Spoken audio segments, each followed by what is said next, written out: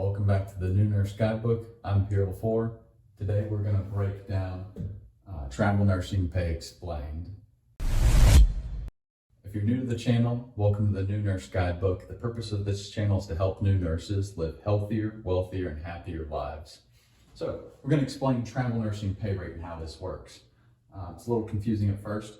So when you're evaluating a travel nurse contract, typically you'll see the sticker price, which is usually a blended rate, which is a fancy way of saying it's taking three things into account: your housing stipend, your per diem, and your hourly rate. So this sticker price that you see can be broken up into these three components. Whoa, what do these mean? All right, you've got your housing stipend, your per diem, and your hourly rate. We'll start with housing stipend. Housing stipend is how much money you receive tax-free per week for your travel nurse contract. I'm in California. Mine is $749. And there's a website you can look up because your housing stipend is based according to the federal government census data, and you can actually research and discount double check to make sure that your housing stipend that you're receiving from the agency is correctly allotted to the same number that the federal government is, in case maybe you're working with a shady agency and they're trying to shortchange you on your housing stipend, or they're doing something illegal by overpaying you under your housing stipend. You can discount double check on that website, and I'll leave that in the link in the description. Your per diem rate is also tax-free. This is money for gas, food, and different things like that. And I believe you can look that up on the federal website as well. So these two numbers together are both tax-free, which is pretty nice. Then we have your hourly rate. So my hourly rate in taxable income on paper is $27.50 an hour for 36 hours of work. Now that ends up being $912 of taxable income, and I'm paying income tax for the state of California, the federal government, and the state of Ohio, I believe. I'm not sure if I file when I return, I get back that Ohio state income tax or the California one, because I'm not technically living in California. We'll parse that out in another video.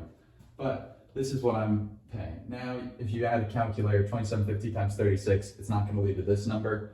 The reason for that is because California is state specific. After 8 hours of pay, you get an increase in pay. You get, I believe it's double pay, and then after 12 hours of work, you get like overtime pay.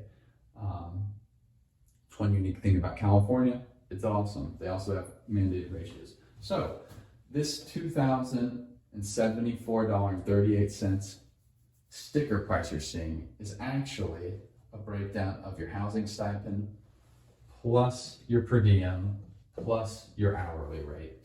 So it's important to know.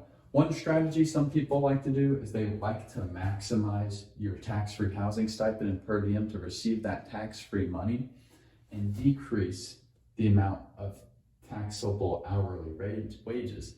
The only problem from my understanding is there's a legal limit to how much you can have these tax-free forms of money before you get into sketchy territory.